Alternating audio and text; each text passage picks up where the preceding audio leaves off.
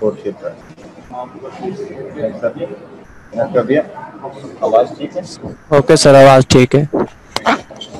जी student, अस्सलाम वालेकुम। हाँ जी, अभी आप बहुत ही इंटरेस्टिंग किस्म के पैथोलॉजी पढ़ रहे थे जो कि सर्जरी के भी रिलेटेड होती है, और मुझे उम्मीद है कि आप लोग बहुत बहुत तंदुरुस्त होंगे और उम्मीद करता हूँ कि आप अपने आप को सेफ रखेंगे।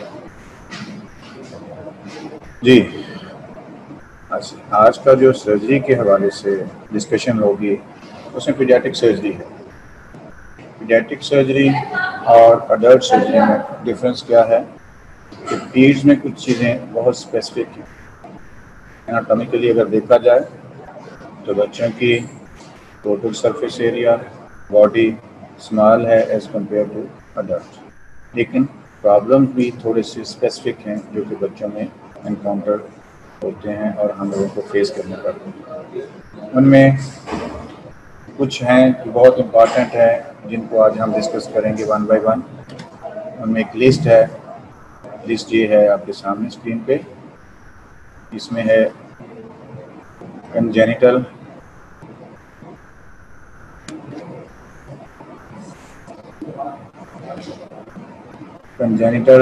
डायफ्राग्मेटिक हर्निया CDH,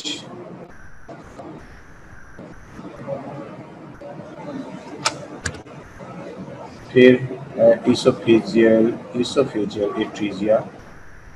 एट्रीजिया मेन ऑब्स्ट्रक्शन या मेल फॉर्मेशन, जिसमें ट्रेकिया इसोफेगस आपस में कम्युनिकेट कर सकते हैं और फिस्टुला बन जाए। Next comes congenital hypertrophic pyloric stenosis. ये वन बाय वन हम डिस्कस करेंगे। ये जितने भी ये सामने टॉपिक्स हैं ये पीडियाट्रिक सर्जरी में हमें फेस करने पड़ते हैं और वन बाय वन हम इसको डिस्कस करेंगे। सबसे पहले congenital diaphragmatic hernia. You know, diaphragm is a partition between two cavities, major cavities in the body, chest cavity and abdominal cavity. There is a partition. जब partition होती है, इस partition को अगर देखा जाए, इसमें अगर partition में कोई defect रह जाए, तो contents of one cavity can enter into the other cavity. But here is a catch point. You know, herniation of the abdominal contents into the chest through a congenital defect in the diaphragm is called diaphragmatic hernia. Why the abdominal contents enter into the chest cavity and not the thoracic contents into the chest, into the abdominal cavity? You know, there is a negative pressure in the chest cavity and there is positive pressure in the abdominal cavity. So the contents from the higher pressure of the abdominal cavity can herniate to the chest cavity because of the greater pressure in the abdominal cavity. So the definition of diaphragmatic hernia is herniation, abnormal protrusion of the abdominal contents into the chest through a congenital defect in the diaphragm is called diaphragmatic hernia. What's the reason of this herniation? There may be a failure of fusion of the septum transversum with the dorsolateral diaphragmatic processes, pleuroperitoneal membranes. आपको पता है कि diaphragm के दो कपुला होते हैं, right and left, दो half होते हैं, कुछ पार्ट मस्कुलर है, कुछ मेम्ब्रेनस है, and it is all attached at the periphery with the chest cavity. तो उसमें कौन कौन से एरिया में से ये वीक पॉइंट रह जाते हैं कंजेनिटल? कौन कौन से हैं? पोस्टीरियरली, जिसको वॉक्टर लेग हर्निया कहते हैं। 90% केसेस में ये पोस्टीरियर हर्निएशन होती है कंजेनिटल, और it is 5 times more on left side as compared to right side, because on right side there is a large liver which can prevent the herniation of the contents into the chest cavity. So on left side there is a weak point just above the diaphragm, just above the stomach in the diaphragm, which can lead to herniation. Eventation क्या होती है कि there is no definitive defect in the diaphragm. There is just weakness of the part of the diaphragm, and due to raised pressure in the abdominal cavity, it's upwards eversion of the diaphragm with no actual defect. ये push कर देता है contents को in the chest cavity, that is called eventration. अगर ये schematic diagram देखें, schematic diagram में ये डायफ्राम है, ये लीवर है राइट साइड पे, और लेफ्ट साइड पे डायफ्राम के अंदर डिफेक्ट के through storming and the small gut is lying in the chest cavity. Particular cause. Abdominal contents chest में चले जाएंगे तो चेस्ट के अंदर जो लंग्स हैं, specially on the left side, totally collapse हो जाए. जब और कंटेंट्स चले जाएंगे तो what it will cause the compression on the opposite side also. Patient की क्या कंप्लेंट्स हैं, बेबी की क्या कंप्लेंट्स हैं, बेबी क्या करेगा जब चेस्ट कैविटी लंग्स एक्सपैंड नहीं करेंगे तो what will be the symptoms. Patient dyspnoea के साथ, साइनोसिस के साथ, बेबी साइनोसिस के साथ. अब पैथोफिजियोलॉजी क्या है, उस तरफ का जिस तरफ कंजेनिटली डायफ्राम हर्निया हुआ है उस तरफ से हाइपोप्लेजिया हो जाएगा और बेबी साइनोज होगा. अपोजिट साइड वाला लंग को क्या होगा, क्या करेगा, ये अपोजिट साइड वाला लंग कोलैप्स हो जाएगा. फिर पल्मोनरी हाइपरटेंशन होगी और कंटेंट्स की जो हर्निया वॉल. जी सर आपकी आवाज कट रही है. ठीक है.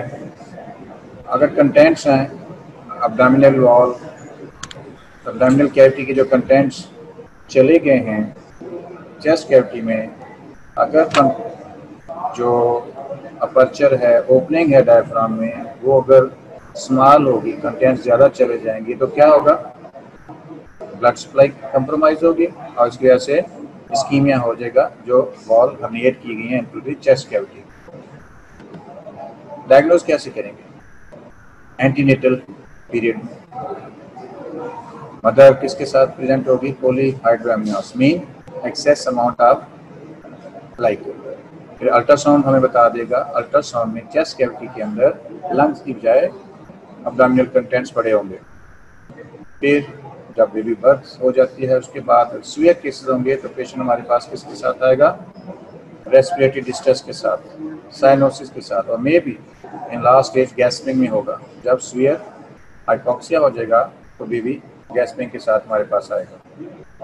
इसी तरह एग्जामिनेशन करेंगे तो अनइक्वल एयर एंट्री होगी, और लेफ्ट साइड पे हर्निया जब होता है तो हार्ट साउंड को पूरे का पूरा वो शिफ्ट कर देगा और मफर्ड हार्ट साउंड्स होंगे. और जब हम अब्डोमिनल एग्जामिनेशन करेंगे, यू नो कि सारे कंटेंट्स अब्डोमिनल चेस्ट कैविटी में चले गए हैं तो अब्डोमेन हमें बिल्कुल एम्प्टी नजर आएगा, स्किफाइड नजर आएगा. और अगर माइल्ड केसेस होंगे तो बेबी चलता फिरता आएगा आपके पास, और क्या होगा, सिर्फ डिस्निया होगा, रिकरेंट चेस्ट इन्फेक्शन होगी, और समटाइम कोई सिम्टम्स भी नहीं होते. जब हम एक्सरे करते हैं या अल्ट्रासाउंड करते हैं या एग्जामिन करते हैं चेस्ट, तो यू कैन फाइंड कि there is bowel sounds present in the chest cavity, जो कि हमें डायग्नोज बना के देती हैं कि ये डायफ्रामेटिक हर्निया है. इन्वेस्टिगेशन पे क्या क्या होंगी, कैसे डायग्नोज करेंगे, X ray chest, blood gases, arterial blood gases, echocardiography, ultrasound और सीटी चेस्ट. ये इंपॉर्टेंट इन्वेस्टिगेशन है जो हमें डायग्नोसिस दे देंगी इस पेशेंट में. बट सबसे इम्पॉर्टेंट है X ray chest. X ray chest is sufficient, may be with contrast और विदाउट कंट्रास्ट. ये देखें, एक्सरे चेस्ट अगर देखा जाए आपके सामने, ये कार्डिक शैडो है जो पुश हुआ है, ये सारे ब्लैक जो शैडोज हैं ये सारे के सारे स्टोमिक है और स्मॉल गट है जो कि लेफ्ट चेस्ट में चली गई है. इसने क्या किया, ये लेफ्ट लंग को कोलैप्स किया, मीडियस्टाइनम को शिफ्ट किया, हार्ट शैडो भी शिफ्ट हुआ है, और अदर साइड लंग जो है आल्सो कोलैप्स्ड. अगर इसी केस में अगर हम कंट्रास्ट देंगे तो कंट्रास्ट कैसे आएगा, ये देखें कंट्रास्ट कैसे अपीयर होगा. ये डायफ्राम है और डायफ्राम के ऊपर लेफ्ट चेस्ट में सारी की सारी स्टोमिक और स्मॉल गट पड़ी हुई है. ये शो करती है कि ये डायफ्रामेटिक हर्निया है. डिफरेंशियल डायग्नोसिस, सारी की सारी कॉजेज जो कि रेस्पिरेटरी डिस्ट्रेस करती हैं वो आप पीड्स वाले आपको बता सकते हैं, लेकिन जब भी डिस्ट्रेस के साथ आए you must keep in mind कि इसको डायफ्राग्मेटिक हर्निया हो सकता है अर्ली प्रेजेंटेशन। मैनेजमेंट क्या है? ऑपरेशन से पहले, ऑपरेशन के दौरान और पोस्ट ऑपरेटिव प्री ऑप क्या करेंगे?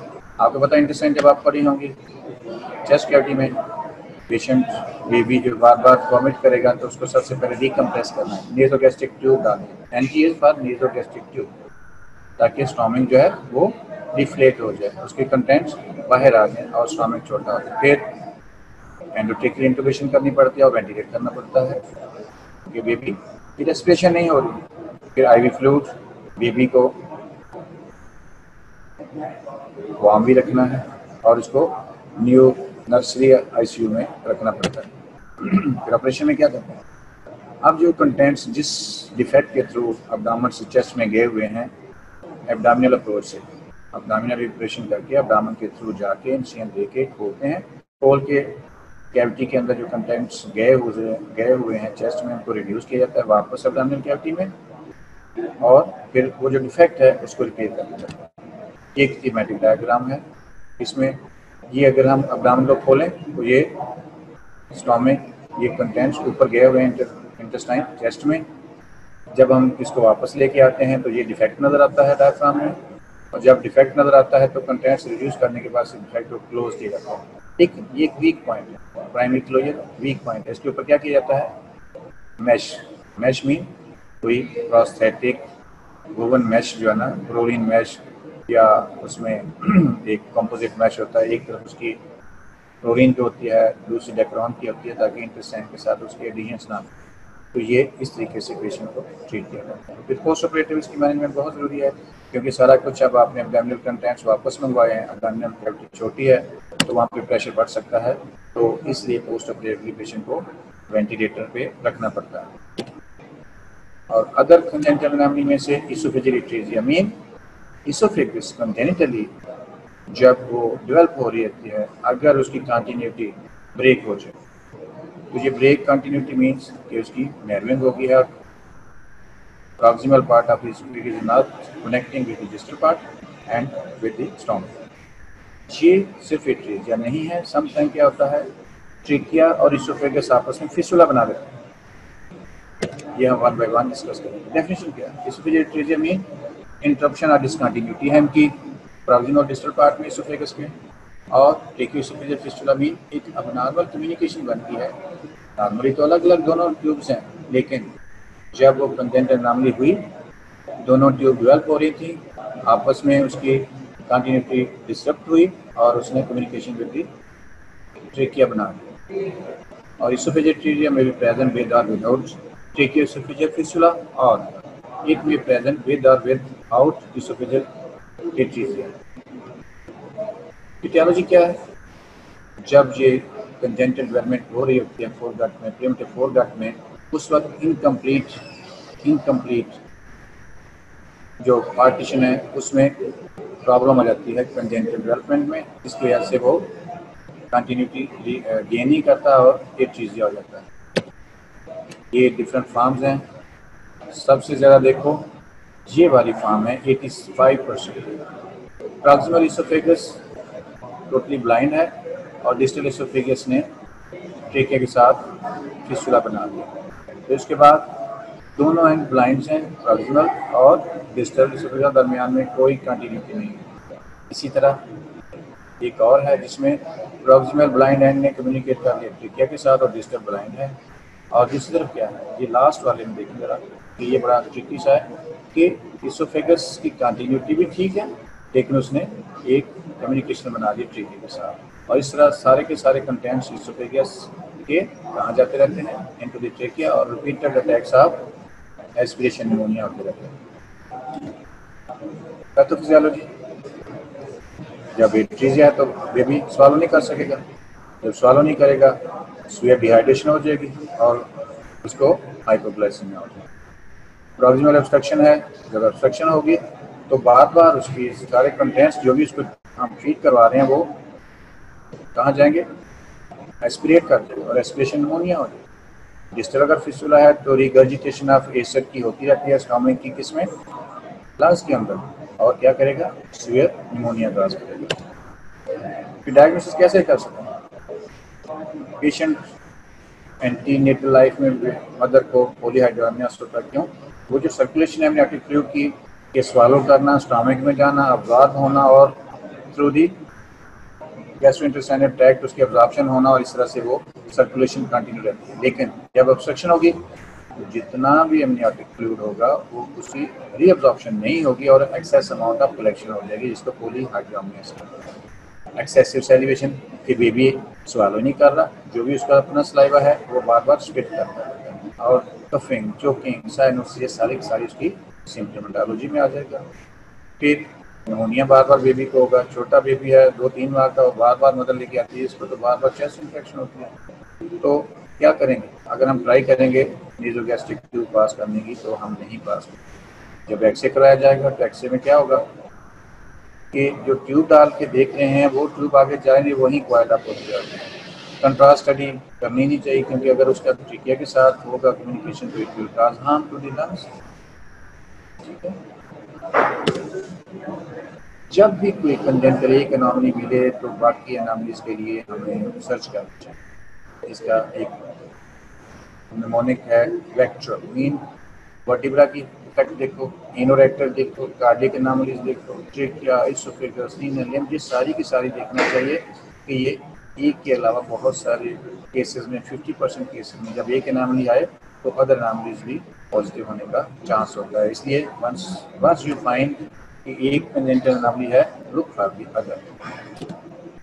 मैनेजमेंट क्या है, इसी तरह से जब भी हम ऑपरेट करते हैं किसी पेशेंट को किसी कंजेंटल प्रॉब्लम के लिए प्री ऑपरेटिव प्रिपरेशन होती है। क्या, ओरल फीडिंग मना कर दो, कंटिन्यूस सक्शन करते रहो, आईसीयू में, नर्सरी आईसीयू में उसको एडमिट करो, उसको इंक्यूबेटर में रखो, ऑक्सीजन इनहेलेशन दो, और फिर उसको आईवी फ्लूइड दो। उसकी सारी की सारी अदर कंजेंटल एनॉमलीज को रूल आउट करने की कोशिश करनी है, और अर्जेंट सर्जिकल रिपेयर चाहिए प्री ऑपरेटिव प्रिपरेशन के बाद, early surgical intervention, so that you can regain the continuity of the oesophageal trachea. और अगर उसका फिस्टुला बना हुआ है तो उसको सेपरेट करना है, ताकि दोनों ट्यूब, रेस्पिरेटरी ट्यूब और इसोफेजियल ट्यूब, दोनों को सेपरेट करके उनकी कंटिन्यूटी रीगेन करें। फिर ऑपरेशन में क्या करना, लो रिस्क उनकी प्राइमरी रिपेयर करनी चाहिए, high risk mean babies get gastrostomy, उनको अगर बहुत ही डिबिलिटेटेड है, मेल नर्स्ड हो चुका है तो उसकी गैस्ट्रोस्टमी करके पहले उसको फीड करते रहते हैं, उसको बिल्डअप करते हैं, फिर नहीं तो क्या करते हैं, चेस्ट के थ्रू, थोराकोटॉमी क्या कहते हैं, राइट साइड चेस्ट को ओपन करके इंटरकास्टल स्पेस के थ्रू हम ऑपरेशन के लिए क्या करते हैं, वहाँ तक पहुँच के ट्रेकियल इसोफेजियल फिस्टुला को सेपरेट करते हैं, ट्रांसेक्ट करते हैं डिफेक्टेड पार्ट को, और री जॉइन करते हैं एंड टू एंड एनास्मोसिस, और ट्यूब डाल देते हैं। रॉयल ट्यूब किसको कहते हैं, फीडिंग ट्यूब, जैसे नेज़ोगैस्ट्रिक ट्यूब डाल के उसको एस्पिरेशन के लिए डालते हैं, इस तरह की ट्यूब होती है ताकि आप उसके थ्रू गुजार लें और स्टमक में जाएगी, आप उसको पेशेंट को अर्ली फीडिंग शुरू करा सकते, ओरल फीडिंग। ठीक है,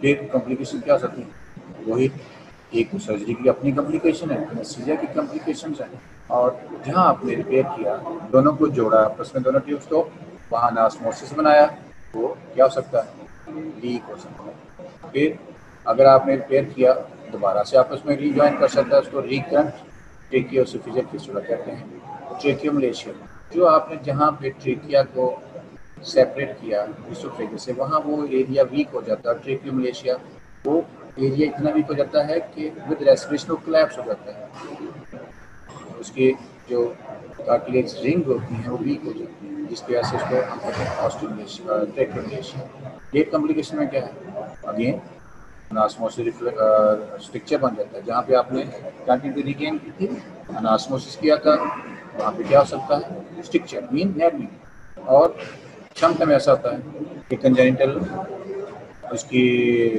एट्रीजिया तो है, ब्लाइंड एंड बन गया, लेकिन मोटिलिटी डिसऑर्डर जो है कि वो मोबाइल नहीं है, उसमें जो नर्व प्लेक्सस होता है जो उसको मोटिलिटी करता है इसोफेगस की प्रोपेल्शन करता है ना, जब हम बोलस लेते हैं, खाते हैं, च्यू करके ट्रिकिया के बैक पे इसोफेगस में पहुंचता है तो वहाँ पे प्रोपल्सिव मूवमेंट होता है। अगर वो मोटिलिटी डिसऑर्डर हो जाएगा तो वो एक और प्रॉब्लम आ जाएगी, समटाइम उसमें न्यूरोलॉजिकल इफेक्ट्स भी होते हैं। हाँ, इसके बाद क्या आता है, एक और congenital problem, pyloric hypertrophic stenosis congenital. पैदाइशी तौर पर बेबी प्रेजेंट कैसे करता है कि वो बेबी फील तो करता है लेकिन कुछ दिनों, कुछ घंटों के बाद वो वॉमिट करता है। जो फील होती है बहुत सारी की सारी बाहर निकालती है। क्यों?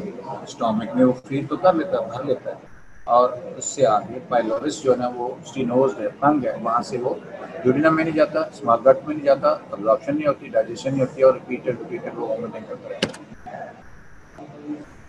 इस टाइम पे ये प्रेजेंट होता है, कब प्रेजेंट होता है? 2 से 8 वीक के दौरान, मतलब 15 दिन के से लेके 2 महीने के दौरान मदर लेके आती है कि बेबी को जो कुछ हम फीड करवाते हैं वो रिपीटेडली वॉमिटिंग कर रहा है। होता क्या है अगर देखा जाए तो मस्कुलर जो हाइपरट्रॉफी है, सब लेयर्स की पाइलोरिस की, वो मसल्स हाइपरट्रॉफी हो जाता है। जब हाइपरट्रॉफी होंगे, सर्कुलर फाइबर्स उसके होंगे तो क्या करें, काज करेंगे सर्कुलर फाइबर्स, पाइलोरिक नैरोइंग कर देंगे। फिर जब वो पाइलोरिस नैरोइंग है तो स्टोमिक प्रॉक्सिमल क्या करता जाएगा, वो डायलेट होता जाएगा, पेशेंट बेबी रिपीटेड वॉमिटिंग करता जाएगा, और जब वो रिपीटेड वॉमिटिंग करेगा, इंटेस्टाइन में कुछ नहीं पहुंचेगा तो क्या होगा, बेबी क्या करेगा, बेबी उसको रिपीटेड वॉमिटिंग की वजह से इंटेस्टाइनल मोटिलिटी बढ़ती जाती है, ठीक है, उसकी पेरिस्टाल्टिक मूवमेंट्स ज़्यादा हो जाती हैं। सिम्टम्स क्या होंगे? 2 to 3 वीक्स में सामने आता है symptoms. Persistent progressive projectile vomiting. Projectile क्या होती है? माउथफुल, जोर से जब वॉमिट करता है बेबी, इतना छोटा सा बेबी है लेकिन कोई 2-3 फुट के फासले पे उसकी वॉमिटिंग जाती है, और हर वक्त हंग्री रहता है। उसकी वजह, जो कुछ भी वो ले रहा है, जब वो लेता है फीड अब्जॉर्ब ही नहीं हो रही तो उसको हर वक्त भूख लगी रहती है। साइन सिम्टम्स क्या होंगे? जनरली डिहाइड्रेट होगा, वेट लॉस होगा, और जब वेट लॉस होगा, हाइपोवोलेमिया होगा, डिहाइड्रेशन होगी तो ओलिगोयूरिया हो जाएगा, और may be some time jaundice हो जाएगी। और जब एब्डोमेन एग्जामिन करेंगे तो स्टोमक फुल है तो एपिगैस्ट्रिक में डिस्टेंशन होगी, और गैस्ट्रिक पेरिस्टाल्सिस, पेरिस्टाल्सिस जो है ना ऊपर से स्किन से नजर आएंगे, तो थिन स्किन हो जाती है एब्डोमेन वॉल की, तो वो पेरिस्टाल्टिक मूवमेंट नजर आना शुरू होती है। और जब हम पैल्पेट करेंगे तो यू मे पैल्पेट ये मैस ट्यूमर, जिसको कहते हैं मैस, पैल्पेट करेंगे एपिगैस्ट्रियम में, आपको पता चलेगा ये स्टोमक से जो पाइलोरिस है, स्टोमक का डिस्टल पार्ट, वो हाइपरट्रॉफिक हुआ। तो इन्वेस्टिगेशन क्या है? अल्ट्रासाउंड। कैसे कंफर्म करेंगे? मोस्ट केसेस में अल्ट्रासाउंड हमें बता देता है कि ये जनाब ये हम डायग्नोज कर देते हैं। फिर बेरियम मील आता है। बेरियम मील में क्या है? थिन बेरियम, बेरियम एक आपका साल्ट है, उसको हम डाइल्यूट करके पिला देते हैं, वो स्टोमक में जाता है। जब स्टोमक में जाता है तो एक्सरे लेते हैं तो वो हमें क्या नज़र आता है? डिस्टेंडेड स्टोमक, गैस्ट्रिक वेव्स नज़र आती हैं, और नैरो इलॉन्गेटेड चैनल नज़र आता है पाइलोरिस का, उसको हम स्टिंग साइन कहते हैं, और गैस्ट्रिक एम्पटिंग बहुत डिलीड हो जाती है। इसके अलावा हम उसके लेबोरेटरी इन्वेस्टिगेशन करवाते हैं, उसमें क्या होगा, सोडियम, पोटाशियम, कैल्शियम, और इन पेशेंट में क्या होता है? हाइपोक्लोरीमिक मेटाबॉलिक एल्कलोसिस। अब स्टोमक के अंदर आपको पता है इससे बनता है HCl, हाइड्रोक्लोरिक एसिड है। जब वो एक्सेसिव वॉमिटिंग होती जाती है तो क्लोरीन भी लॉस हो जाती है। जब क्लोरीन बॉडी में से लॉस होगी तो सिर्फ हाइड्रोजन बचेगा, तो इसकी वजह से क्या हो जाएगा? एल्कलोसिस। HCl दोनों के दोनों लॉस हो रहे हैं और मेटाबॉलिक एल्कलोसिस हो जाता है। ये अगर देखें तो ये पाइलोरिक अल्ट्रासाउंड में पाइलोरिक स्टेनोसिस ऐसे नज़र आता है। ये नैरो, ये स्टोमक का ये पार्ट है, और यहाँ से ये पाइलोरिस स्टेनोसिस नैरो हुआ है, ये पाइलोरिस है। इसको अगर हम दूसरी तरीके से देखें, बेरियम स्वालो, बेरियम मील दिया हुआ उसको, ये स्टोमक सारे का सारा फुल है, ये कंट्रास्ट है बेरियम। और ये देखें, ये पाइलोरिस जहाँ शुरू हुआ है, अब पाइलोरिस में आगे ऑब्स्ट्रक्शन है, स्टोमक से आगे कोई चीज़ फॉरवर्ड नहीं हो रही। ये देखें, ये भी दूसरा व्यू है, ये देखें, ये स्टोमक ओवर डिस्टेंडेड हो गया, ये इसोफेगस है, इसोफेगस ने स्टोमक को कितना डिस्टेंड कर दिया, लेकिन यहाँ पे क्या है? पाइलोरिस। पाइलोरिस में सिर्फ ये एक स्ट्रीक ऑफ वेरियम जा रही है यहाँ तक और आगे जाके ये ड्यूडिनम में गई है। लेकिन ये देखो इसको क्या कहते हैं, ये नैरो सा स्ट्रीक है जिसको हम स्ट्रिंग साइड कहते हैं। ये डायग्नोस्टिक साइन है आपकी पाइलोरिक स्टेनोसिस। अब प्री ऑपरेटिव प्रिपरेशन क्या है? एज यू नो कि बेबी तो डिहाइड्रेटेड है। प्री ऑपरेटिवली हमने सबको पेशेंट को वेल हाइड्रेट करना है आईवी फ्लूइड के थ्रू, और जितने भी इलेक्ट्रोलाइट्स इम्बैलेंस हुए हैं उसको करेक्ट करेंगे तो you can proceed for surgery. Surgery क्या है? अब आपको पता है कि उसके सर्कुलर फाइबर्स हैं, एक लॉन्गिट्यूडनल फाइबर्स होते हैं, 2 लेयर्स होती हैं, और स्टोमिक वॉल की सर्कुलर फाइबर्स हैं और लॉन्गिट्यूडनल फाइबर। अब सर्कुलर फाइबर्स को हमने क्या करना है, यही हाइपरट्रोफिक है जो कि नैरोइंग कॉज का है। उसमें हम अब्डामन को खोलते हैं, अपर अब्डामन इंसिजन दिया जाता है। इंटरऑपरेटिव फाइंडिंग्स में देखा जाता है कि उसका पाइलोरिक बड़ा फॉर्म और हार्ड और बिल्कुल सख्त किस्म का है और थिक है। तो उसको फिर हम क्या कहते हैं कि लेंथ उसकी 2 to 3 सेंटीमीटर होती है और पेल कलर होता है, और ये ऐसे लगता है फील करने पे जैसे कार्टिलेज है। उसमें हम 1 इंचियन एंट्रोस्पीरियर सरफेस पे 1 इंचियन लॉन्गिट्यूड दिया जाता है, लेकिन सिर्फ मस्कुलर फाइबर्स को ही कट किया जाता है, नीचे जो मिकोजा है उसको नहीं काटा जाता ताकि मिकोजा इंटैक्ट रहे और उसकी कैविटी जो है वो उसमें परफोरेशन ना हो।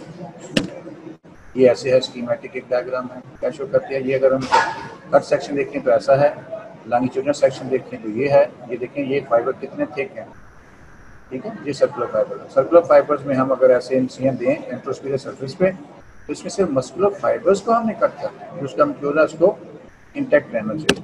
तो ये देखो ये ऐसे लॉन्गिट्यूडनल इंसिजन दिया एंट्रोस्पीरियर सरफेस पे, फिर एक क्लिप डाल के उसको मसल्स को दूर कर दिया गया, मिकोजा भी इंटैक्ट रहने दिया। और जब हम कट सेक्शन देखते हैं तो वो ऐसे मिकोजा बल्ज नजर आता है। ये शो करता है कि अब वो कैविटी जो ना वो स्टेनोसिस नहीं रहा, अब वो ओपन हो गई। लाइव पेशेंट में ऐसे नजर आता है। ये देखो टेल येलो नजर आता है, ये नैरो पॉइंट है, ये शो करता है कि यहाँ पे हाइपरट्रॉफी हुई है और वो नैरोइंग कॉज कर रहा है। जब लॉन्गिट्यूडनल इंसिजन दिया, मसल को दूर कर दिया और उसके अंदर से ये क्या है, बल्ज आउट हो रहा। ये क्या है, ये मिकोजा है इसका पाइलोरिस का। और जब हमने उसको फील किया तो जो ओपनिंग पहले बिल्कुल नैरो थी, ये जब फील कर रहे हैं तो नैरो है। अब वो क्या हुआ, ये फील हो रही है कि ये इसके अंदर कैविटी की जो अंदर उसकी ल्यूमेन है उसकी कंटिन्यूटी रीगेन होती है। This is the effective treatment of the pyloric stenosis. Post operatively usually उनको आईवी फ्लूइड पे रखा जाता है कुछ घंटों के लिए, फिर उनको अलाउ कर दिया जाता है कि वो पानी मतलब लिक्विड टाइप में उनको रखा जाता है और 2 से 3 दिन में उनको डिस्चार्ज कर दिया जाता है। अब एक और कंजेनिटल में अनोमली आती है, ये है इंटरसेप्शन। इंटरसेप्शन क्या है? इंटरसेप्शन ये है कि इंटेस्टाइन का प्रॉक्सिमल इंटेस्टाइन डिस्टल इंटेस्टाइन के ल्यूमन के अंदर उसको टेलीस्कोप हो जाए या अंदर इनवेजिनेट हो जाए, अंदर घुस जाए। Full thickening of proximal part of the intestine invaginate into the distal part is called interception. देखो इसमें 2 पार्ट है, एक बाहर वाली लेयर है इंटेस्टाइन की और एक अंदर वाली लेयर है। तो इन्वेजिनेट करती है, जो इनसाइड जाती है, टेलीस्कोप करती है प्रॉक्सिमल सेगमेंट, उसको इंटरसेप्टम कहते हैं। इनसाइड जाता है दैट इज कॉल्ड इंटरसेप्टम। और डिस्टल ल्यूमन जो है सेगमेंट का उसको क्या कहते हैं, डिस्टल ल्यूमन को क्या कहेंगे, जो डिस्टल कैविटी है, जैसे ये स्मॉल गट है डिस्टल आलियम और ये है सीकम।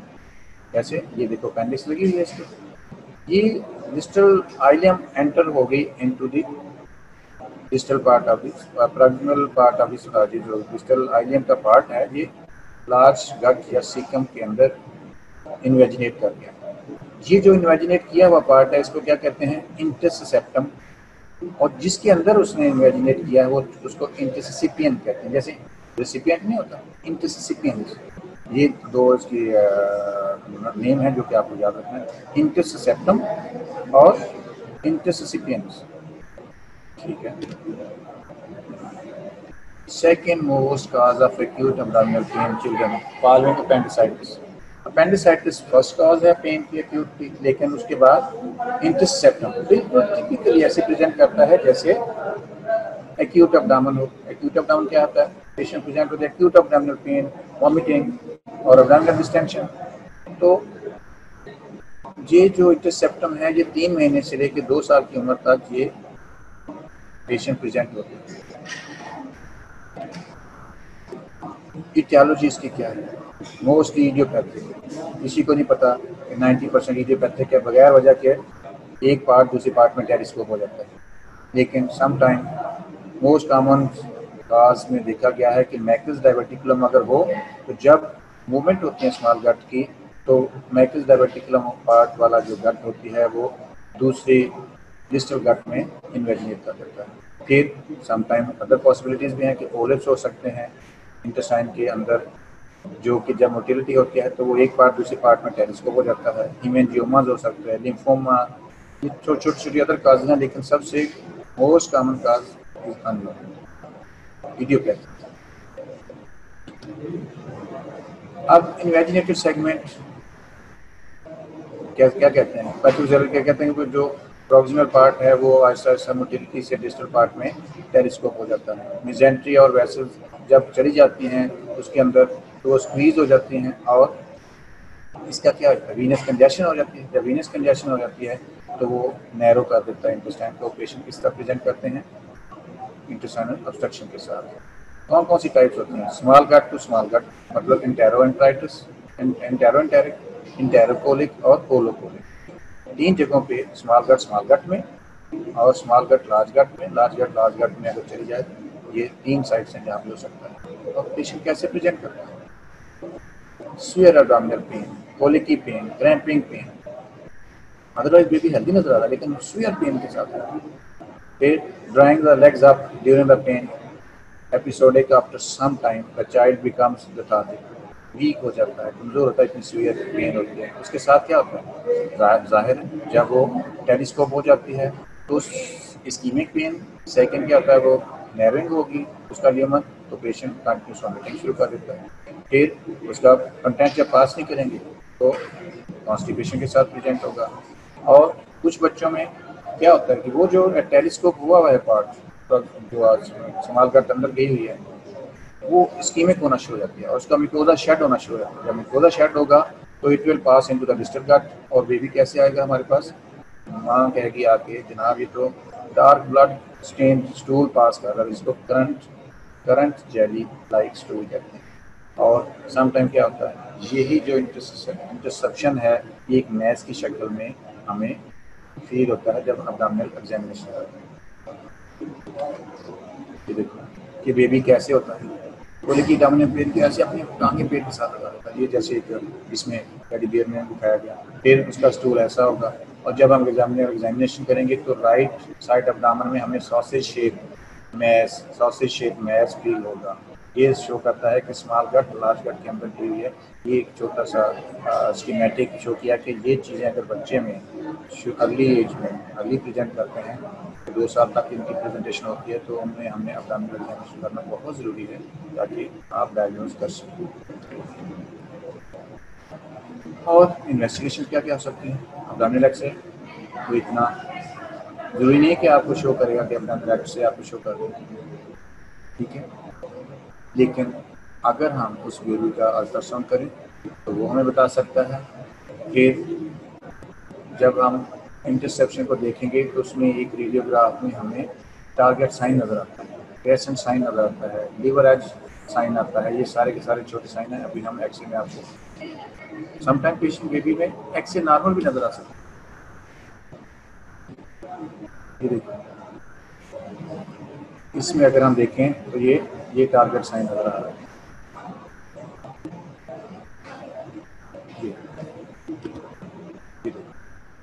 ठीक है, ये ऐसे नज़र आ रहा है ना, जैसे वो एक एम करते हैं निशानेबाज निशान लगाते हैं तो उसमें सेंट्रल एरिया होता है, ये टारगेट साइन नज़र आता है। ये इंटरसेप्टम है और ये इंटरसिपियन है। एक गट दूसरी गट के अंदर गई हुई है और सेंटर में ये जो टारगेट साइन शो कर रहा है। अब अगर हम इसमें देखें तो क्या है, जब वो इंटरसेप्टम हो गया तो प्रॉक्सिमल गट सारी की सारी डायलेट डिस्टेंडेड नज़र आ रही है, ठीक है, मल्टीपल डिस्टेंडेड डायलेटेड लूप्स नज़र आ रही हैं, ये शो करते हैं कि ऑब्स्ट्रक्शन हो गई। अब ये थी सुपाइन फिल्म और ये इरेक्ट, जिसमें मल्टीपल एयर फ्लूइड लेवल नज़र आया। ये सारे के सारे शो करते हैं intestinal obstruction. These are the signs of intestinal obstruction. Plain abdominal film cannot be used to root out the interception। ये आपको मल्टीप्लेयर फ्लो लेवल नजर आ गई, स्टैंडर्ड लूप नजर आ गई, लेकिन ये तो नहीं है कि इंटरसेप्शन, या आप कहेंगे ये किसी और वजह से है, लेकिन इंटरसेप्शन के लिए, डायग्नोसिस के लिए और चीज़ें, अल्ट्रासाउंड जो इंटरसेप्शन को डायग्नोज कर देंगे। हाई सेंसिटिविटी और हाई स्पेसिफिसिटी है, इसमें रेडिएशन भी नहीं है, अदर पैथोलॉजीज को भी रूल आउट कर देता है। इसमें हमें टारगेट साइन नज़र आता है और सैंडविच साइन लॉन्गिट्यूडनल नज़र आता है। ये देखो जैसे वो अच्छे में देखा था टारगेट साइन, इसमें भी टारगेट साइन नज़र आ रहा है।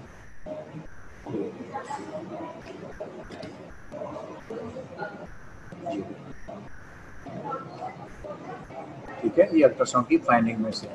तो इट मीन डायग्नोस्टिक क्या हुआ, अल्ट्रासाउंड। और सैंडविच, अब सैंडविच क्या है, जब हमने लॉन्गिट्यूडनल देखा वो तो था क्रॉस सेक्शन, लॉन्गिट्यूडनल देखा तो बाहर वाली गट का ये एक लेयर है, ये दूसरी लेयर है, और अंदर वाली गट ये जस्ट लाइक ए सैंडविच, ये पैटी रखा हुआ, ये एक स्लाइस है, दूसरा स्लाइस के दरमियान में पैटी रखा हुआ, ये सैंडविच बना नजर आ रहा है। ये डायग्नोस्टिक साइन है इसके इंटरसेप्शन अल्ट्रासाउंड की फाइंडिंग। और बेरियम जब देंगे, बेरियम क्या है, बेरियम अनीमा दिया है, एनल कैनाल से हमने इन बेरियम को पुश किया, वहाँ गया तो वहाँ पे हमें क्या नज़र आ रहा, बेरियम अनीमा का। ये डिस्टल जो गट है, ये डिस्टल लार्ज गट में गई हुई है, ये प्रॉक्सिमल डिस्टल में गई हुई है, तो यहाँ तक तो पहुँच गया, लेकिन उससे आगे नैरोइंग है, वो उससे आगे नहीं जाएगा अनीमा जो बेरियम है। तो ये हमें क्या साइन शो कर रहा है, क्या शो कर रहा है, ये सॉसेज शेप मैस नजर आ रहा है, ये है क्लापा साइन। कौवे का अगर पंजा देखो किसी स्टिक पे बैठा हुआ या किसी बार पे, तो क्लापा साइन है, उसके लिए समझो कि ये कौवे का पा है। अब सीटी स्कैन में देखो तो क्या है, सॉसेज शेप है, ये सॉसेज शेप नजर आ रही है, ये इंटेस्टाइन के अंदर सॉसेज शेप, ये सॉसेज ऐसे होते हैं ना, खुला भी सॉसेज शेप।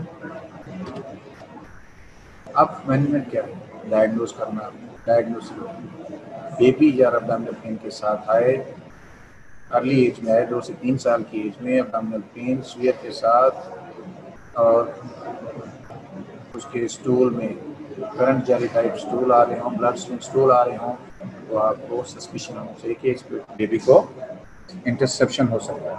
उसको क्या करेंगे, एनपीएल कर दो, ये जगह से ट्यूब डाल दो, आईवी फ्लूइड, सारे के सारी ट्रीटमेंट इंटेस्टाइनल ऑब्स्ट्रक्शन की होगी। अगर उसकी हीमोग्लोबिन कम है, उसको ब्लड ट्रांसफ्यूजन देनी पड़ेगी, और ब्रॉड स्पेक्ट्रम एंटीबायोटिक्स उसको देनी पड़ेगी। फिर क्या करते हैं, क्लिनिकल जब सस्पिशन हो इंटरसेप्शन का, तो हम क्या कर सकते हैं, हम उसको हाइड्रोस्टेटिक रिडक्शन भी कर सकते हैं कंट्रास्ट एजेंट से या एयर अनीमा से। वो कैसे होता है, आपको पता है कि प्रॉक्सिमल पार्ट डिस्टल में गया हुआ है, तो अगर हम डिस्टल से उसको पुश करेंगे बैक, तो it may come outside, it may come, लेकिन ये सूरत में है अगर पेशेंट अर्ली प्रेजेंट हुआ, जब तक उसकी एडहेरेंस ना बने। लेकिन जब वो लेट प्रेजेंट होगा, एडहेरेंस बन जाएंगे एक पार्ट में दूसरे के साथ, तो वो कभी रिड्यूस नहीं होगा, और इतना नैरो होता है सिम्पटम कि वो एरिया जो इंटरसेप्टम है, जो इनसाइड गया हुआ है, उसकी ब्लड सप्लाई कंप्रोमाइज हो जाती है, और वो स्कीमिंग हो जाता है, और समटाइम उसको गैंग्रीन हो जाता है, और फिर हमें सर्जरी करके उसको एक्सरसाइज करना पड़ता है और एंड टू एंड एनालिसिस करना पड़ता है। अब अनीमा कौन कौन से टाइप्स का है, ये कंजर्वेटिव है, नॉन सर्जिकल टेक्निक है, एयर भेज सकते हैं, वाटर भेज सकते हैं, या बेरियम अनीमा हम एनएस के थ्रू भेजेंगे प्रेशर से, ताकि वो इंटरसेप्टम को रिड्यूस कर दें। लेकिन ये अर्ली केस में होता है, जब लेट प्रेजेंटेशन हो तो ये पॉसिबल नहीं है। ये देखो, अब बेरियम अनीमा में क्या किया कि बेरियम अनीमा यहाँ से दिया, तो ये जो एरिया है ये प्रेशर से इसको रिड्यूस कर दिया। ये अब इसको पहले ये देखो इस तरह से कन्वेक्स था, यहाँ पे थोड़ा कनकेव हुआ, और प्रेशर दिया तो वो पूरे का पूरा ओपन हो गया, और कंट्रास्ट जो था उससे और प्रॉक्सिमल चला गया, मीन्स कि उसकी जो इंटरसेप्शन था, वो इंटरसेप्शन जो हुई थी वो रिलीज हो गई और रिड्यूस हो गई। सर्जरी में क्या कर सकते हैं, लेप्रोटमी करनी पड़ती है, एब्डोमेन को ओपन करना पड़ता है, ट्रांसवर्स इंसीन होती है सुप्रामोलेकुलर रीजन में। बच्चों में हमेशा ट्रांसवर्स एब्डोमिनल, क्योंकि पहले छोटी होती है उसको एब्डोमिनल मिड लाइन इंसिजन देंगे तो एरिया छोटा होता है, इसलिए ट्रांसवर्स इंसिजन देता है कि you may extend on either side, जितना मर्जी उसको एक्सटेंड कर। और इंटेस्टाइन अगर वायबल हैं तो मिल्किंग करके प्रेस करके उसको रिड्यूस करेंगे, और अगर अपेंडिक्स नज़र आई जो कि कॉज थी या डायबिटिकम नज़र आया तो आप उसको भी सर्जरी करेंगे, बट कीपिंग इन माइंड कि वो इंटेस्टाइन का जो पार्ट है वो गैंग्रीन ना हो। अगर गैंग्रीन है you have to resect it out, you have to remove that gangrenous part, और जो वायबल पार्ट्स हैं फिर आपको एंड टू एंड एनास्मोसिस करना पड़ता है। लेकिन अगर बेबी प्रेजेंट लेट हुआ है, परफोरेशन हो चुकी है, पेरिटोनाइटिस हो गया, तो उस सूरत में आप क्या करते हो, you don't do the primary anastomosis. आप क्या करते हो, फ्रैक्शनल पार्ट को और डिस्टल पार्ट को एक्सटीरियराइज कर लेते हो, एब्डोमिनल वॉल के ऊपर ले आते हो, आलियास्मी बना देते हो और या कोलास्टमी बना देते हो। मीन्स वो ओपनिंग हम स्किन पे ले आते हैं ताकि हम इसको मैनेज कर सकें इमरजेंसी, और उसके बाद जब बेबी की हालत अच्छी हो जाए, कंडीशन अच्छी हो जाए, तो हम कुछ महीनों में, 1-2 महीनों के बाद you can rejoin the resected part. ये देखो, ये प्रॉक्सिमल गट डिस्टल गट में गई हुई है, ये देखो ये नैरो है और ये डायलेट हुआ है। अब यहाँ तक ये पार्ट गया हुआ है, आगे देखो फिर कोलैप्स है। जब कोशिश की इसको रिड्यूस करने की तो देखो क्या उसका कलर चेंज हुआ है। अब कलर चेंज मीन कि ये देखो ये गैंग्रीन हो गया, ब्लड सप्लाई नहीं है तो मीन्स गैंग्रीन।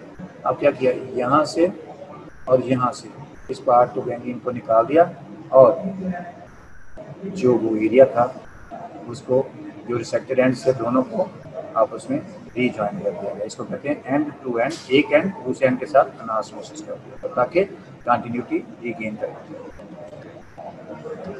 एक और प्रॉब्लम हर्शस्प्रांग डिजीज, ये आप जरूर जानते होंगे, आपने पैथोलॉजी में पढ़ा था।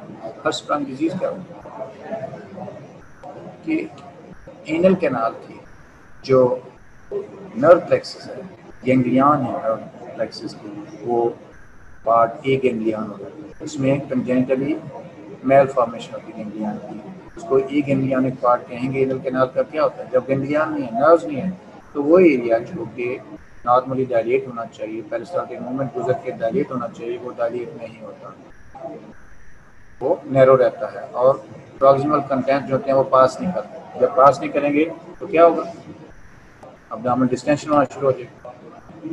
क्या है ये डायग्नोसिस कैसे होता है हर्शस्प्रांग डिजीज? न्यूरोजेनिक फॉर्म है इंटेस्टाइनल ऑब्स्ट्रक्शन की, इसमें गैंग्लियन सेल्स नहीं होते माइंड डायरेक्ट फ्लेक्सर में, और रिलैक्सेशन नहीं होती। जब रिलैक्सेशन नहीं होती तो सारे के सारे कंटेंट्स पीछे रुक जाते हैं और आगे पास नहीं करते, और पेशेंट कैसे प्रेजेंट होता है with obstruction, intestinal obstruction. Pathogenesis क्या है, न्यूरल क्रैश सेल्स को माइग्रेट नहीं होते, एक गैंग्लियोनोसिस हो जाता है, 80% रेक्टोसिग्माइड एरिया के इन्वॉल्व करते हैं, 10% कहीं भी एक्सटेंड कर सकता है स्प्लेनिक फ्रैक्चर तक, और 10% इंटायर कोलन को इन्वॉल्व कर सकता है। तो इसलिए ये लार्ज गट की ही प्रॉब्लम है जो कि पेशेंट बेबी जो है ना प्रेजेंट करते हैं अर्ली सीवियर एब्डोमिनल डिस्टेंशन के साथ। 95% पेशेंट शुरू में पता चलता है कि वो मेक्योनियम ही पास नहीं किया, जो कि फर्स्ट डे पे या सेकंड डे पे बेबी पास करता है इंटेस्टाइनल कंटेंट सिक्रीशन, उसको मेक्योनियम कहते हैं, तो वो पास ही नहीं करता। फिर क्या होता है, इंटेस्टाइनल ऑब्स्ट्रक्शन हो गई और साथ ही पेशेंट वॉमिटिंग करता है। वॉमिटस क्या उसमें होता है, बाइल स्टेन, उसको बिलियस वॉमिटिंग कहते हैं। ये शो करता है कि इस बेबी में कंजेंटल प्रॉब्लम है, but it is not in the proximal part. जैसे वो भी हम पढ़ के आए थे पाइलोरिक स्टेनोसिस। पाइलोरिक स्टेनोसिस में जो वॉमिटिंग होती है प्रोजेक्टाइल होती है, लेकिन वो नॉन बिलियस होती है। क्यों, बाइल तो ड्यूडिनम से शुरू होती है और डिस्टल पार्ट में पास कर जाती है, लेकिन स्टोमिक में बाइल तो उसी सूरत में आएगी अगर पाइलोरिक स्टेनोसिस में होगा। इसका मतलब पाइलोरिक स्टेनोसिस में नॉन बिलियस वॉमिटिंग होगी, और अदरवाइज जो इंटेस्टाइनल ऑब्स्ट्रक्शन होगी वो may be small intestine, large intestine, उसमें कौन सी वॉमिटिंग होगी, बिलियस वॉमिटिंग, बाइल स्टेन वॉमिटिंग। जब हम रेक्टल एग्जामिनेशन करेंगे तो क्या होगा, वो पार्ट जो नैरो हुआ है, डायलेट नहीं कर रहा, पेरिस्टाल्टिक मूवमेंट नहीं है, जब आप फिंगर डालते हो रेक्टल एग्जामिनेशन की तो गश ऑफ स्टूल और गैस बाहर होता है। और बड़े चिल्ड्रन में क्या प्रेजेंट होते हैं, अक्सर कहते हैं इसको कॉन्स्टिपेशन है, कॉन्स्टिपेशन और सेहतमंद नहीं हो रहा। ये सारी की सारी प्रॉब्लम हमें एक सस्पिशन देती हैं कि ये पेशेंट में है सम न्यूरोलॉजिकल कंजेनिटल प्रॉब्लम, राइट। हर्ष ये देखो अर्ली बेबी कैसे प्रेजेंट होता है, न्यू नेट है। हर्ष डिजीज में अब देखो इसका टेंस हुआ हुआ सारे का सारा डिस्टेंट। अब बेबी ऐसे लग रहा है जैसे शाइनी एब्डोमिनल वॉल है, टेंस गैस की वजह से और कंटेंट्स की वजह से। डायग्नोस कैसे, क्लिनिकल सस्पिशन, आपको हिस्ट्री में पता चल जाता। फिर एक्स एब्डोमेन, अगर एक्स एब्डोमेन में इंटेस्टाइनल ऑब्स्ट्रक्शन के साइन सिम्टम्स होंगे तो बेरियम एनीमा है, रेक्टल बायोप्सी ली जाती है और एनल मैनोमेट्री। एनल मैनोमेट्री क्या है, एक गैजेट होता है जो एनल कैनाल में रख के देखते हैं और हमें प्रेशर एक स्पेसिफिक होता है जो कि बता देता है कि यहाँ पे प्रेशर इंक्रीज हुआ है, रिलैक्सेशन हो ही नहीं रही विद दी पेरिस्टाल्टिक मूवमेंट, तो पता चल जाता है कि एनल कैनाल में प्रेशर बहुत बड़ा हुआ है, may be patient suffering from Harsh disease. ये एक जो स्कीमेटिक डायग्राम है, सारे का सारा डिस्टेंडर्ड नजर आएगा स्टमक आपको। और ये देखो ये डिस्टेंडर्ड है, लेकिन डिस्टल पार्ट जो ना वो बिल्कुल ही स्पास्टिक है, उसमें कोई जा ही नहीं रही, पेरिस्टाल्टिक मूवमेंट नहीं जा रही, क्योंकि इसको बेरियम एनीमा जब दिया तो उसने क्या किया, कंट्रास्ट तो चला गया लेकिन वो आगे तक पास आउट नहीं होगा। ये X-ray plain abdominal X-ray first सबटाइम डिजीज का देखो, ह्यूजली डिस्टेंडेड लार्ज गट और ये सेंटर में स्मॉल गट, सारी की सारी गट एक्सट्रीमली डायलेटेड। इसकी एक पिक्चर है, देखो गैस यहाँ तक है, इस रेक्टल एरिया तक गैस है, इसके इट मीन रेक्टम और एनल कैनाल का एरिया क्लोज है। अगर हम बेरियम करें, बेरियम एनीमा दें, तो बेरियम एनीमा में क्या होगा, ये एरिया क्या है, नर्विंग है, यहाँ से हमने भेजा, यहाँ से गुजर तो गया प्रॉक्सिमल डिस्टेंडेड डायलेटेड पार्ट्स में, लेकिन ये जो एरिया है नैरो है, ये क्या करता है, ये डिफरेंट जोन है, ये स्पास्टिक जोन है, ये फनल शेप है और मार्कली डायलेटेड प्रॉक्सिमल है। ये देखो ये डायलेटेड है और ये यहाँ फनल बनी हुई है और ये स्पास्टिक है, इसमें कोई डायलेटेशन फील ही नहीं और नजर ही नहीं आ रही एनीमा के। ये भी एक और पार्ट है कि यहाँ पे टी जोन है ना, ये फनल शेप है, तो ये स्पास्टिक जोन है और ये डायलेटेड प्रॉक्सिमल और डिस्टल ये डायलेटेड। डिटेक्शन में लेस सेंसिटिव है, शॉर्ट है, अल्ट्रासाउंड सेगमेंट है, टोटल कोलन गैंग्लियोनोसिस है और disease of the newborn. When newborn do not show definitive transition zone but only delayed evacuation of the contrast. Contrast उनका delayed पास ही नहीं करता। रेक्टल बायोप्सी ये सब म्यूकोजल सेक्शन पीस लिया जाता है, इसमें मीजनर्स सब म्यूकोजल प्लेक्सस को जब फिजियोलॉजिकली देखा जाता है तो उनमें गैंग्लियन होते ही नहीं है, तो एस्टालिकुल स्टेनिंग की जाती है उस एरिया की, तो नजर आता है कि उसमें है ही नहीं गैंग्लियन। इनरेक्टल मैनोमेट्री भी, ये रेक्टल इनहिबिटरी रिफ्लेक्स होता है जो कि इतना हर जगह पे अवेलेबल नहीं है, लेकिन हमारा सबसे ज़्यादा जो डायग्नोस्टिक है वो है बेरियम एनीमा ही और बायोप्सी। मैनेजमेंट क्या है, इसमें ट्रांस इनर पुल थ्रू है कि जो एक गैंग्लियनिक पार्ट है उसको नीचे ला के इसके थ्रू उसको रिसेक्ट किया जाता है और बाकी प्रॉक्सिमल और डिस्टल इनर कैनाल को आपस में रीजॉइन किया जाता है। ये है पर रेक्टल। सम टाइम अब क्या है, न्यू एडवांसमेंट क्या है, laparoscopic assisted transanal hole through किया जाता है और एब्डोमिनल कैविटी के थ्रू लेप्रोस्कोपी के थ्रू उसको देख के कितना पार्ट है उसको रिसेक्ट किया जाता है और इनल कैनाल के थ्रू उसको पुल करके नीचे अनास्मोसिस किया जाता है। ये देखो अब क्या है, ये बेबी, ये उसका स्क्रोटम है, ये इनल कैनाल है। अब वो जो पार्ट एक गैंग्लियनिक था उसको उन्होंने क्या किया, इनल कैनाल के थ्रू उसको नीचे पुल किया है, यहाँ तक ये देखो ये इतना पार्ट डिफरेंट है और इतना पार्ट डिफरेंट है। अब उसके थोड़े से नॉर्मल पार्ट को यहाँ रिसेट करेंगे और इनल कैनाल के साथ अनास्मोसिस कर देंगे ताकि वो फंक्शनिंग उसकी गट हो जाए। लेकिन क्या है, इसको कैसे लाया गया, एब्डोमिनल कैविटी के थ्रू लेप्रोस्कोपी के लिए इसको नीचे भेजा गया है और इसको फिर असिस्ट किया गया है with the help of laparoscopy. Operative complication क्या हो सकती है, बाद में कॉन्स्टिपेशन है, फिर स्ट्रक्चर फॉर्मेशन है, अनास्मोस जो किया है वो लीक हो सकता है और इनकॉन्टिनेंस भी हो सकता है।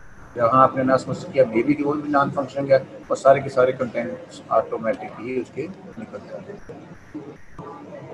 मेडिकल इमरजेंसी है, इसको हॉस्पिटल एडमिट किया जाता है, एनपीओ रखा जाता है, वीफ्लू पे रखा जाता है और अगर सर्जरी की इंडिकेशन हो तो सर्जरी कर दी जाती है। एक और अदर कंजेंटल प्रॉब्लम है, ये भी आपको देखने में नजर आती है, मैकल्स diverticulum.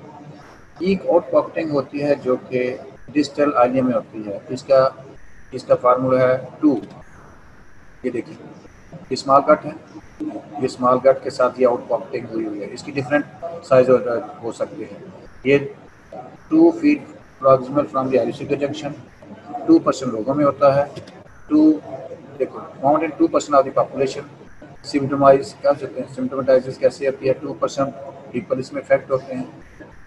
Symptomatic cases less than 2 years old होते हैं। 2 फीट आइलोसिकल वेल्व से होती है, 2 इंच लेंथ में होती है और 2 टाइप्स इसमें एक्टोपिक टिश्यू होता है। ये फार्मूला ऑफ 2 है, डिजीजेज ऑफ 2 कहा जाता है। 2% पॉपुलेशन, सिम्टम 2% लोगों में आती हैं, लेस देन 2 इयर्स एज में अपेयर हो जाती हैं। 2 फीट आइलोसिकल जंक्शन से प्रॉक्सिमल होती है, 2 इंच इसकी लेंथ हो सकती है और 2 टाइप्स ऑफ एक्टोपिक टिश्यू हो जाता है। कौन कौन सा, गैस्ट्रिक और पैंक्रियाटिक टिश्यूज में होती है। प्रेजेंटेशन कैसे है, सम टाइम पेशेंट और कुछ नहीं, पेनलेस ब्लीडिंग हो रही है, जीआई ब्लीडिंग 50% केसेस। और यही मैक्रोडायवर्टिकुलम क्या कर सकता है, इंटेस्टाइनल ऑब्स्ट्रक्शन, वो रैप कर सकता है इंटेस्टाइन के इर्द गिर्द और नैरो कर सकता है। फिर क्या होता है, डाइवर्टिकुलाइटिस, इसके अंदर इन्फ्लेमेशन हो जाती है, वो भी जस्ट लाइक एपेंडिसाइटिस। ये भी कैसे प्रेजेंट करता है, pain in the centre abdomen और राइट इलिक फोसा और टिपिकल सिम्टम्स ऑफ एपेंडिसाइटिस होते हैं। ये bleeding most common cause of bleeding in children, बच्चों में देखे जाते हैं सबसे पहले अगर ब्लीडिंग है विदाउट एनी रीजन, ये है मोस्ट कॉमन काज। पेनलेस, मैसिव, सेल्फ रिजॉल्व, एक माइनर नहीं होती, बहुत हैवी ब्लीडिंग होती है। तो उस सूरत में सोचो कि इनको डायवर्टिकुलाइटिस हो सकता है। इसकी वजह से होती है, हो जाती है म्यूकोजल अल्सरेशन की वजह से। वॉल ऑब्स्ट्रक्शन कैसे हो जाती है, यही मैक्रो, अभी हमने इंटरसेप्शन में देखा था, मैक्रो डायवर्टिकुलम क्या कर सकता है, it can be pushed as a intussusceptum और इंटरसेप्शन काज कर सकता है और इसके बैंड बन जाते हैं जो कि इंटेस्टाइनल ऑब्स्ट्रक्शन लीड करते हैं, काज कर सकते हैं। ये देखो, ये अगर देखा जाए तो जब हमने लेप्राटमी की अपेंडिसाइटिस के लिए उसको खोला तो देखा कि अपेंडिस तो उसकी नॉर्मल निकली, लेकिन ये देखो मैक्रो डायवर्टिकुलम है और ये देखो इसके डिस्टल पार्ट कितना डायलेटेड हुआ है, क्योंकि कंटेंट्स कुछ इसके अंदर गए हैं और वहाँ जाके कलेक्ट हो गया, उसमें जस्ट लाइक अपेंडिक्स उसको डायवर्टिकुलाइटिस काज कर दिया। मैक्रो डायवर्टिकुलाइटिस, ये सिम्टम्स कैसे हो सकते हैं, एक्यूट अपेंडिसाइटिस, ये just like acute appendicitis. Luminal obstruction भी काज हो सकती है, बैक्टीरिया इन्फेक्शन हो सकती है, एक्टोपिक गैस्ट्रिक म्यूकोजा है जो कि परफोरेशन के साथ भी प्रेजेंट कर सकते हैं। ये पेरिटोनाइटिस की इसमें हाई रिस्क होते हैं, अगर किसी को हो जाए पेट में perforate and can lead to peritonitis. Treatment क्या है, सिम्टोमेटिक है तो मैक्रो डायवर्टिकुलम की सर्जरी करनी पड़ती है, वेज एक्सचेंज करके और एनास्टोमोसिस कर दिया जाता है। ऑपरेशन किसी और काज के लिए, अपेंडिसाइटिस के लिए खोला है तो उस सूरत में आपको हेल्दी एरिया, जितना भी इफेक्टेड एरिया उसको काट के बाकी हेल्दी जो इंटेस्टाइन है उसको एनास्टोमोसिस कर दिया जाता है।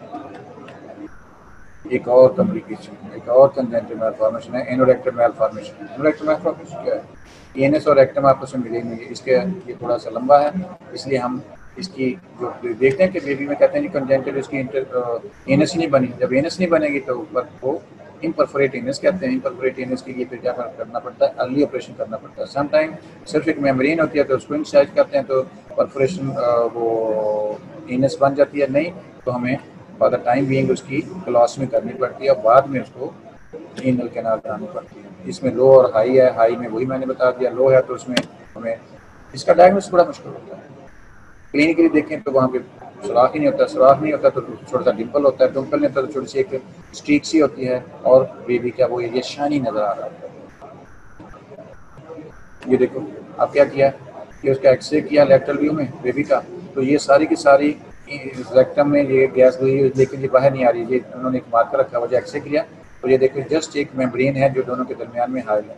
इसको जब हम खोल देंगे मेम्ब्रेन को तो एनल कैनाल उसकी ओपन हो जाएगी। ये बेबी देखो यहाँ पे एक डिम्पल बना हुआ, नीचे कोई ओपनिंग नहीं है, ये सिर्फ डिम्पल है, ये टोटल डिम्पल है। ये देखो ये एक सिर्फ रेफ बनी हुई है लेकिन ओपनिंग नहीं है। फ्लैट प्रीमियम है। ये देखो जस्ट एक छोटी सी ओपनिंग नज़र आ रही है, लेकिन ये कंटिन्यूटी रे गेन नहीं कर रही, इसलिए ये भी एक इम्परफोरेट गेनस है।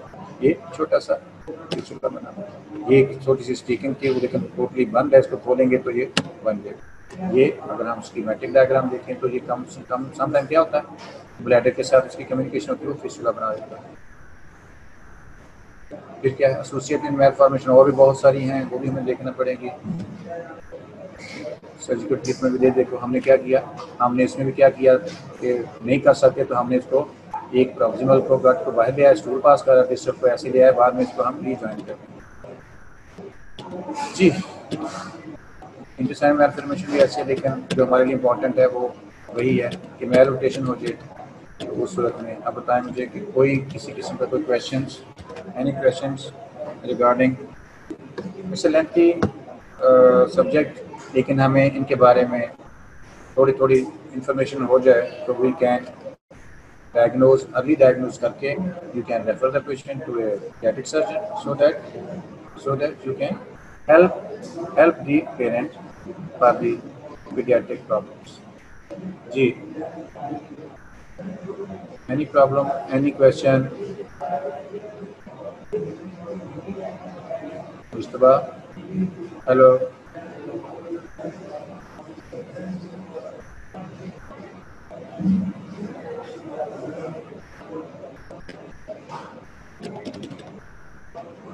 जी, any question?